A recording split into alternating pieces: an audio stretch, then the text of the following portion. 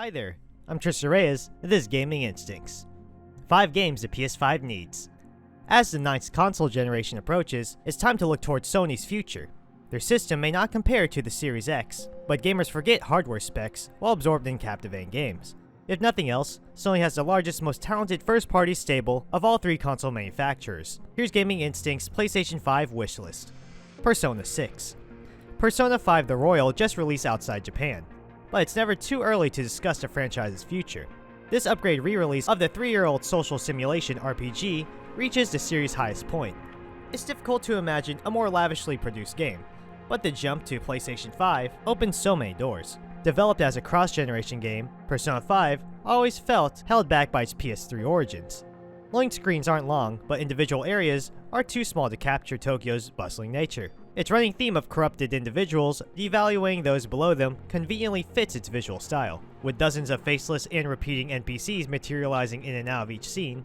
Its thematically consistent nature doesn't excuse its existence as a means of fitting aging hardware. Looking at PS3 performance, Persona 5 exhibits severe screen tearing along with regular dips below the 30 FPS target. Palaces also suffer from its PS3 origins.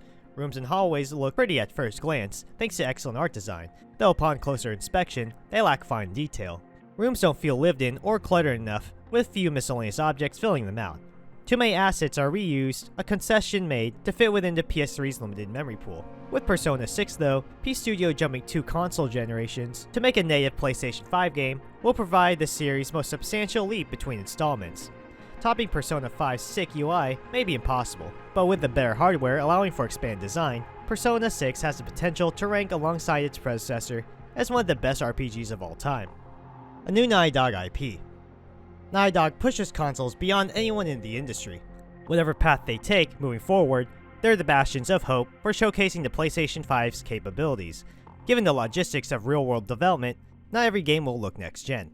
In fact, many of last gen's most technically impressive titles like God of War 3 and Uncharted 3 bested most PS4 and Xbox One games their first 3 years on the market.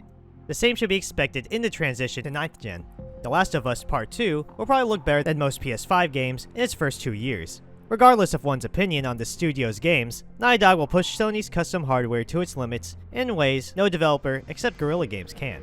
If any company can make a case for Sony's high-speed SSD, it's Naughty Dog. God of War sequel. The 2018 God of War positioned itself as a soft reboot, drawing in a new audience while honoring longtime fans with its treatment of Kratos' character. God of War has always had decent storytelling for the kinds of games they were, but this series never would have won narrative awards. That changed with the 2018 game, the most multi-layered entry to date. Its combat broke from tradition, introducing deeper mechanics, but it's a narrative that cemented its status. God of War 2018 ended on a borderline cliffhanger, opening the door for at least one more game. As the first title to explore Kratos' psyche to such an extent, its sequel has a lot with which to compete. With the franchise's newfound intimate approach to storytelling, the inevitable PlayStation 5 sequel will pull at heartstrings.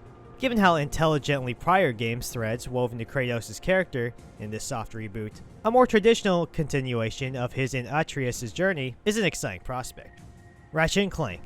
The Ratchet Clank reboot was far from the Lombax's highest point, with less inventive level design and weaker character interactions than the PS2 entries. But it was still a good game. Much of the reboot's shortcomings can be chalked up to coinciding with the CG film, a grave error which led to most of the PS4 iteration's shortcomings. Its combat aped the original, with tighter controls and later game's more creative weapons retrofitted into the experience. It felt good to play, but lacked charm. Captain Quark wasn't the same lovable dope as prior iterations. All side characters were forgettable too. Meanwhile, Ratchet & Clank's non-existent dynamic misunderstood why people love these characters. By mixing an original story with a framework held back by the film's take on these characters and the plot, the Ratchet & Clank reboot fell hollow. With a sequel to the reboot, or a new game altogether, Insomniac Games has more breathtaking room to interpret these characters in a more meaningful fashion without film dictating how far its writers can take its characters. It doesn't hurt that on the PS4 Pro, Ratchet & Clank borders on CG quality. With the PS5, Insomniac's in-game visuals can exceed the film's fidelity. Horizon Zero Dawn 2. Horizon Zero Dawn 2 is one of Sony's surest bets. Guerrilla Games shocked audiences with its seamless transition across genres after 13 years of the same crap. Guerrilla Cambridge's work on rigs, Mechanized Combat League, notwithstanding. The Netherlands-based studio succeeded by marrying technology with game design. It's easy to be wowed by Horizon's visuals and attention to detail. It's the most technically impressive open-world game to grace consoles. But Guerrilla Games used that tech to support its game design. Its procedural generation and level of detail system allows for a stunningly crafted world, begging players to get lost without hardware limits intruding upon their immersion. Complex animations and animation blending brought life to each of its mechanized dinos, adding weight to even the most mundane encounters. Horizon Zero Dawn was a shocking first step for a developer whose decade-long history consisted of mediocre shooters. With its predecessor's foundation, combined with lessons learned by the studio and more powerful hardware, Horizon Zero Dawn 2 may become one of Sony's classics, encroaching upon The Last of Us or Uncharted 2 levels of acclaim. There are other PlayStation 5 games worth showing excitement for, but this list stuck to games that would either show off the hardware or sequels that have nowhere to go but up. For example, a Spider-Man sequel on PS5 will be great, but there's not much more Insomniac can do with that framework, given its more solid foundation compared to the more flawed PS4 Ratchet Clank game. A Ratchet Clank sequel, with better hardware and lessons learned, has more potential than a Spider-Man sequel under the same circumstances. This has been Gaming Instincts, and we'll see you soon.